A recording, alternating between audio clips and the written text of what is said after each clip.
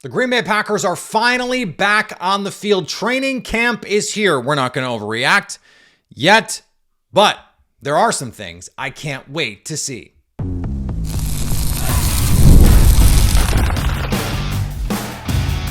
You are Locked On Packers, your daily Green Bay Packers podcast. Part of the Locked On Podcast Network, your team every day. You are Locked On Packers, part of the Locked On Podcast Network, your team every day. I'm Peter Bukowski, and I cover the Packers for The Leap, a newsletter I would love for you to subscribe to. Follow me on Twitter, Peter_Bukowski. Follow the podcast on Twitter, Locked On Packers. Like us on Facebook. Subscribe to the podcast to iTunes, Spotify, Google Podcasts, wherever you find podcasts. You will find Locked On Packers, the #1 Packers podcast on the internet, and the show for fans who know what happened. They want to know why and how. Thanks to everyone who makes Locked On Packers their first listen every day. We hope you like starting your day with us as much as we like starting our day with you. This episode brought to you by our friends at Monarch Money. Take control of your finances with Monarch Money. Use code LOCKEDONNFL at Monarch Money for 50% off your first year. That's monarchmoney.com. The Packers are back. I don't know if you've heard, but they're back on the field. Now, we are not. I repeat, we are not going to overreact. We are not even really going to react to one day of training camp. Tomorrow that changes. In fact, on tomorrow's show, we are going to overreact. We're going to decide to overreact to some things and just see how it feels. Just see what overreactions we might actually believe. Kind of like, what conspiracy theories do you kind of actually believe? And I think sometimes talking them through is a good way to go, okay, does this pass the blink test? Maybe it does, maybe it doesn't. We're going to do that tomorrow. Today, I want to talk about the things that I am most excited to see as we move through training camp. And I have been, I think, steadfast all year, through the offseason anyway, about the thing that I was most excited to see this year that we will actually get a chance to see. I did a piece earlier this week about, things that are not going to be decided on the field. Christian Watson's return and those Elton Jenkins, the solutions to those problems. Separate issue.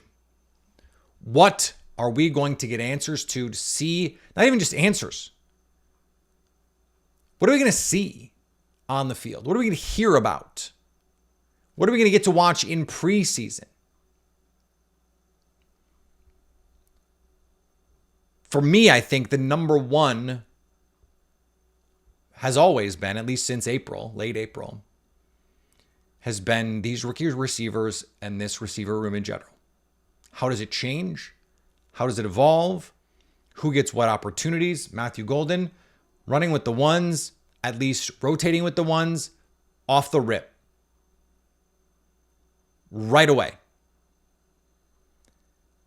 Again, we're not going to overreact. Maybe we will tomorrow. But getting a chance to see that, see him, whether or not he plays in the preseason, we'll see if Matt LaFleur decides to change some of his preseason thoughts. He did early in Jordan Love's career. There's a lot of rookies that are going to be counted on early to play. Would it benefit everybody to see those guys a little bit more in the preseason?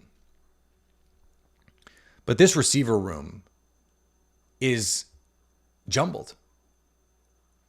And I think that there would be, frankly, some utility, some value to, most of you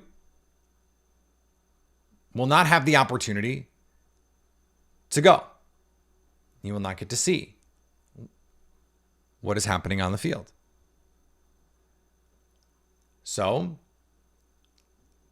if we were to say, count up the tweets, right?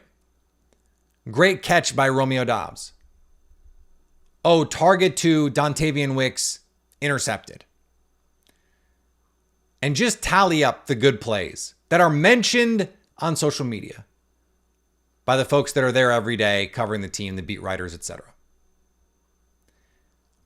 I kind of think there would be some value in knowing, because I think that would tell us a lot about the hierarchy. Like if you just ask ChatGPT to index everything for you and just say, okay, who from the Packers beat got the most mentions at receiver over training camp? How predictive would that be? I kind of think it would tell us a lot about where they stand, about what they're thinking, about where Jordan Love is feeling. Like, don't you remember a couple years ago when Jaden Reed was a rookie? They had that Jaden Reed push pass, and that clip went absolutely bonkers on social.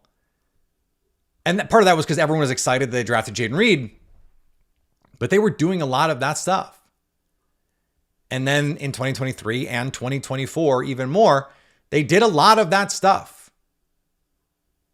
So, okay, how ready is Matthew Golden to step into those opportunities? He's going to get them. Can he make the most of them?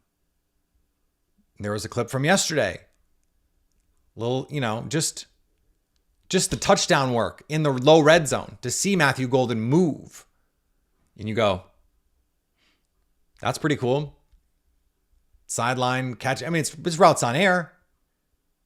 He looked fast. I'll tell you that. He looked fast.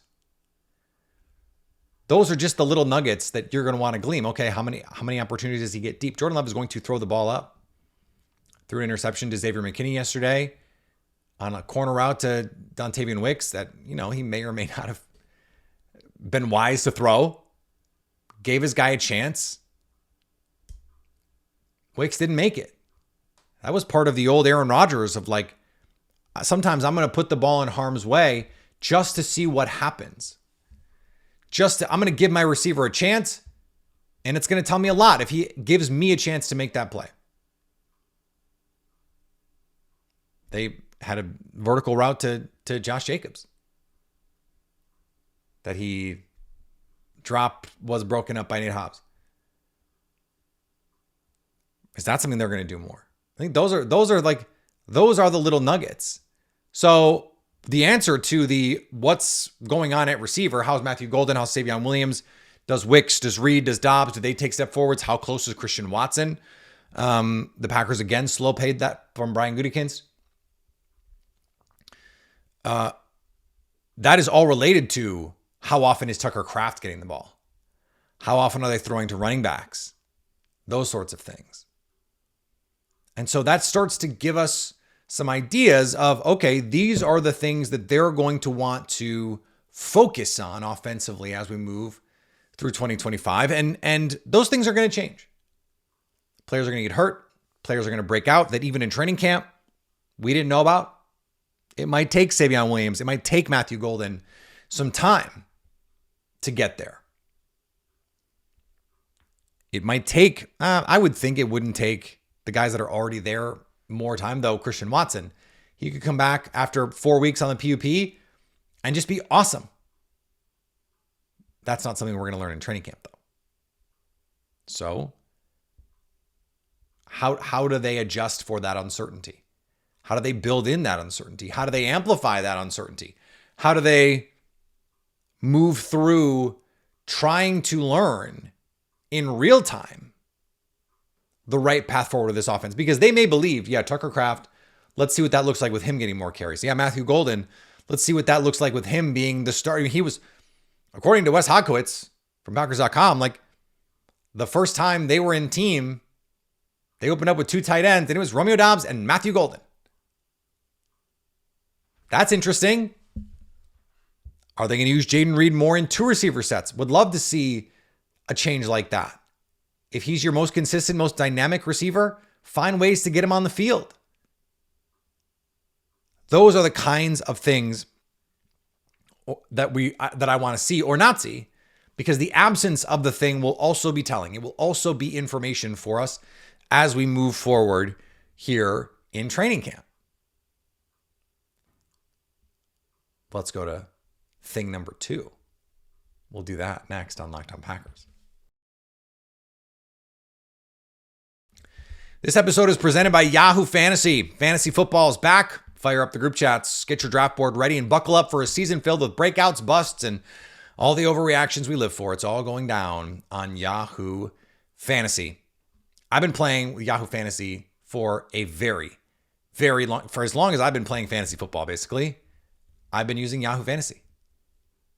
And look, me and Locked On Packers are playing on Yahoo Fantasy, and you should be too, whether you're a first-timer or a veteran making your millionth league. I've got a draft coming up in a couple weeks here. Guess what we're going to use? Yahoo Fantasy. To celebrate 28 years of fantasy greatness, Yahoo Fantasy is dropping 28 big new features over 28 days, giving you more ways to play, more ways to draft, and more ways to win. It all begins August 4th. Stay tuned and get started by creating or joining a Yahoo Fantasy Football League at yahoofantasy.com/lockedonnfl. That's yahoofantasy.com/lockedonnfl. And let's make this fantasy season the best one yet. I'm going to lump these two together because it's something we've been talking about a lot over the course of the offseason. And I feel like it's not an efficient use of anyone's time to separate them and to parse them because we've done a lot of that. The shuffling at corner and at offensive line. Where are people going to play? Where is Jordan Morgan going to play? Where is Anthony Belton going to play? Where is Elton Jenkins going to play? Elton Jenkins allegedly dealing with a back injury. I saw someone on Twitter refer to it as, back the brinks up issue on Elton Jenkins. He wants to get paid. The fact that they are letting him say that he's hurt, I think might tell us something. Terry McLaurin's not in camp. He is a full holdout with fines. Trey Hendrickson is not in camp. That is a full holdout. And training camp fines. Those fines are real and now not optional. Jordan Morgan, left tackle or right guard.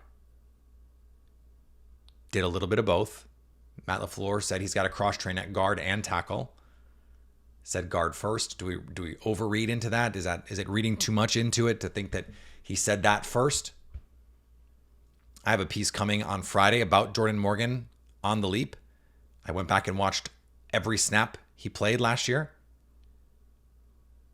And he was actually, not to preempt the whole thing, but he was better in some ways than I remember and was worse in some ways than I remember.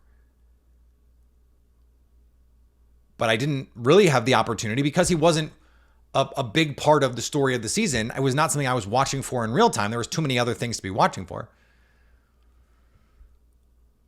I continue to believe he's a guard. And some of the issues lend credence to the idea that he's a guard. Where does Anthony Belton play? If he's taken snaps at guard, they have been meager so far. It seems like he's a tackle only. If the Packers feel like Jordan Morgan is the guy at right guard, does Sean Ryan become a center of the future? If Elton Jenkins gets paid, where does that leave Sean Ryan? If Jordan Morgan is the right guard and Elton Jenkins gets paid, is this just Anthony Belton's job to be the left tackle of the future in a year? And are you okay doing that with a year two rookie tackle? It's probably never, basically not a rookie, but a non-starter, a first-time starter in a year? Is that how you want to handle it? Maybe it is, maybe it isn't. That's fascinating to me, along with the corners. Started with Javon Bullard being the nickel, Nate Hobbs outside. I would assume that's the plan for now. But that plan could change. And if it does change, and they feel like actually Nate Hobbs is the best option in the slot, do you go back to Javon Bullard and Evan Williams rotating at safety? Does Javon Bullard, who won that job outright last year, does he get bumped somehow? Or do they go back to giving him the opportunity? Is this just going to be Carrington Valentine as the third corner? Or does someone else get in the mix here? Do they add someone else? How do the pieces fit together? That's I think in terms of the pecking order stuff, like receiver pecking order, that's one thing. But this is actually about who is going to play. Not like, okay, Matthew Golden is going to get 10 more targets than Dontavian Wicks. Because that's what we're talking about with the receivers. Like 3 receivers were within 10 targets last year of each other. Even if Matthew Golden steps forward, he's not going to get 130 targets. This is still going to be an egalitarian offense. We're talking about starting versus like not playing at all. Like if Matthew Golden overtakes Dontavian Wicks is still going to play 30-40% of snaps this year. Just by sheer numbers and the way that this Packers team has operated for years. That's not the case with this offensive line. That's not the case with this defensive back room. If Jordan Morgan wins the right guard job, we may not see Sean Rhyan outside of spot duty or, hey, someone got hurt in a game or there's a blowout or whatever. That's it. You're on the bench, brother. If Jordan Morgan wins the left tackle job, which I don't think is going to happen, then everything else kind of falls into place with Sean Rhyan at guard and Allen Jenkins at center. But that's a big deal if that happens. And Rasheed Walker might be in the middle of the season looking around going, actually, I think you should just trade me. Demand a trade. Someone's going to give him money. The Packers are not going to want to give up that kind of depth, at least not for a premium price. But that is something that they're going to have to be aware of. Not that I think it should affect their decision making, but that's part of a holistic approach to roster building. Is you got to understand the culture part of this. That is part of the culture. That if this guy doesn't win the job, he's got a lot of money on the line. And you're digging in his pockets at that point. Again, not a reason to not do what you think is best for the team. We're going to find out early. We're going to find out early what's happening with this offensive line shuffle. And this is a crucial part of the season. They made material changes to the style of player that they have wanted to add to this offensive line. Sean Rhyan is a dump truck. He is mauling guys in the run game. That's what they brought in Aaron Banks to do. That's what they brought in Jordan Morgan to do, from tackle to guard. That's what they brought Anthony Belton in to do, to be physical, to maul guys. This is a culture change along the offensive line. The results of that sort of paradigmatic change, that's important to understand. And it's important for the Packers to evaluate, because let's say it doesn't go as well as you thought.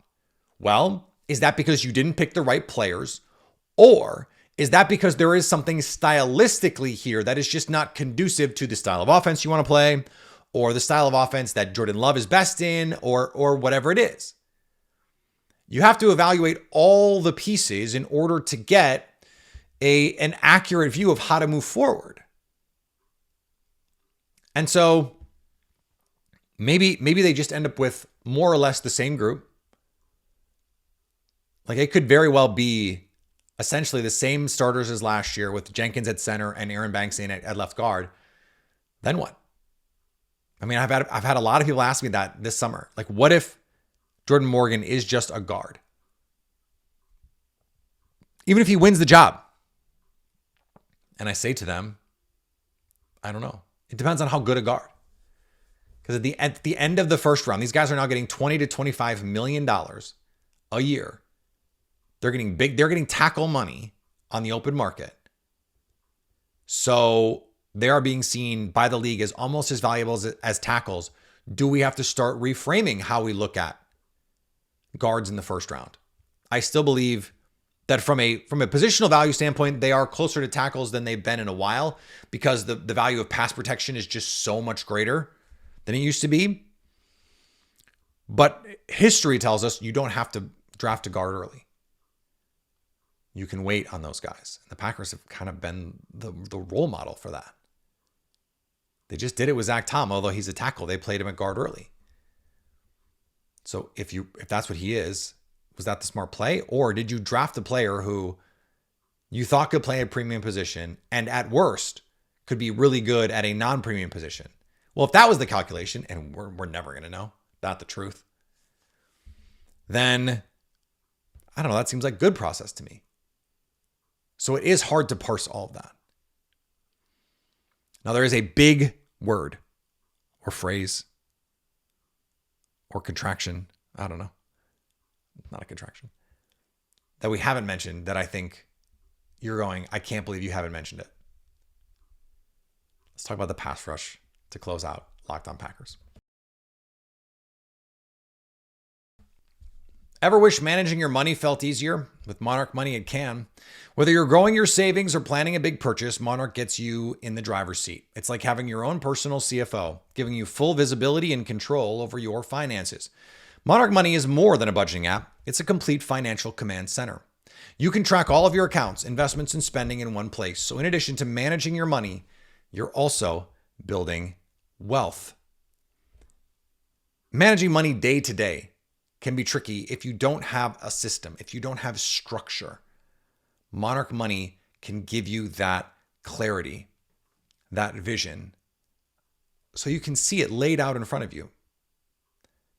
That is a powerful tool. Take control of your finances with Monarch Money.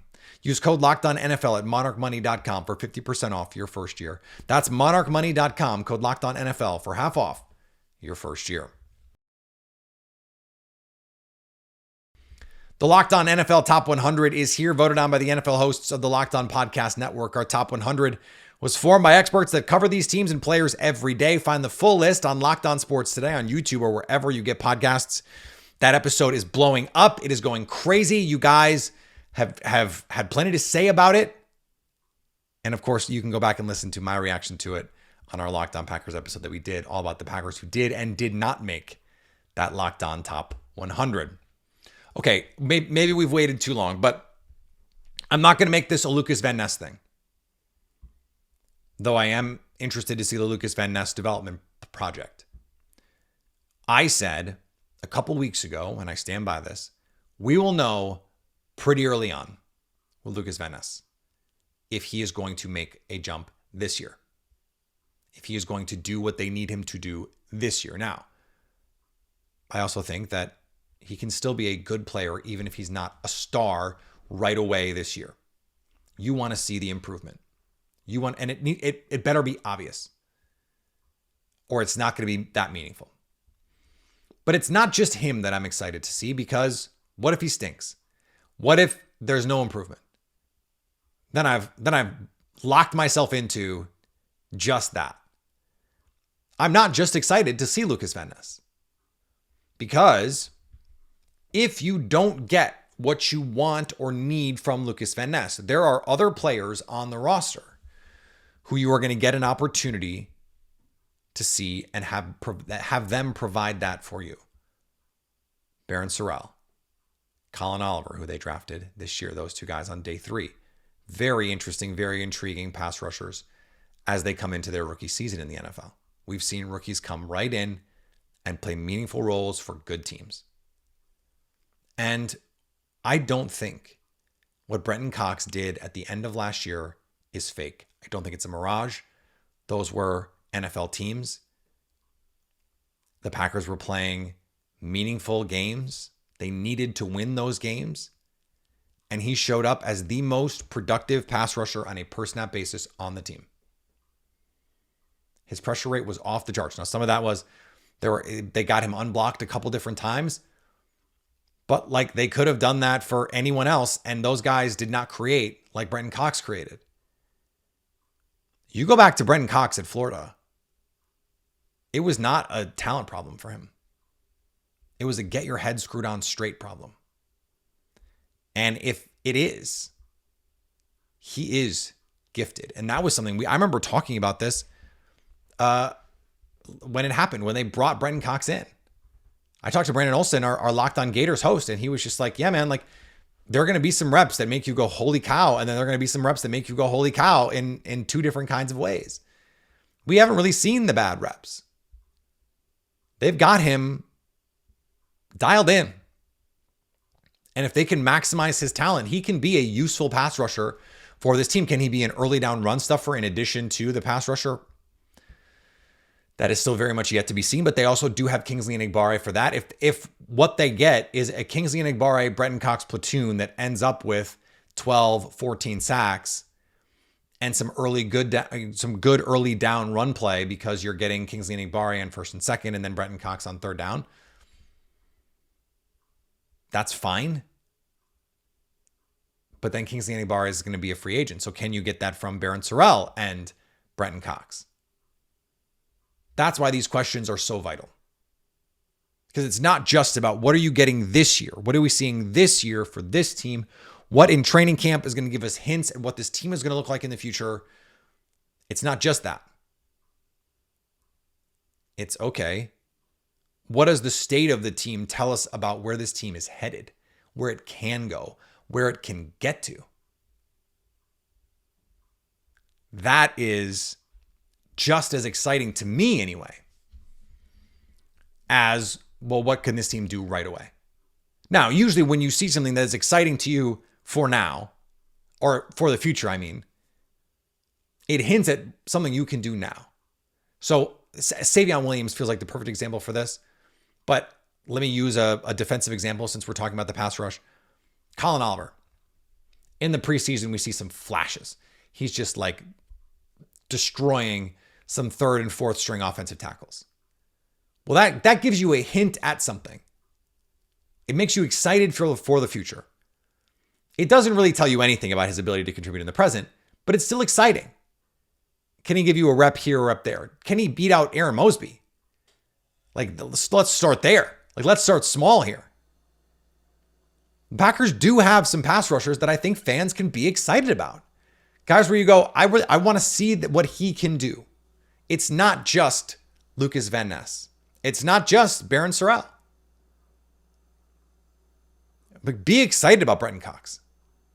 I think he can be a good player. Maybe he's never more than a DPR. Maybe he's Bryce Huff. That's not crazy. Maybe he's Hassan Reddick. Like those guys weren't what they were at their peaks as rookies, as second-year players even. It took some time. Pass rushers have been known to take time, especially given how different the NFL game is from the college game. This transition was always going to take some time. And this is to say nothing of Devontae Wyatt, Carl Brooks, some of the interior guys. What are you going to get from Warren Brinson and Azir Stackhouse? I'm thinking specifically of these edge players, though. I want to see the flashes. Oh, so-and-so beat Zach Tom at a rep in practice. That's the Twitter alert I want to see. Or, they're keeping Rashawn Gary and Lucas Van Ness out in this preseason game, and the other team's going to play their starters, but, Barron Sorrell and Colin Oliver are going to start this game, or Barron Sorrell and Brenton Cox, and one of them just like works a starting tackle over for a sack. Those are the things that make you go, okay, now we're talking. And then if they don't, you go, okay, well, maybe this is going to take more time in the case of Sorrell or Oliver. That's useful info. It's not always that what you're excited to see is the progress. I'm excited to just see them because just seeing it is more information. So what are you getting? How are they trending? And yes, we're relying on boots on the ground from folks there. We also get to see it with our own two eyes in the exhibition.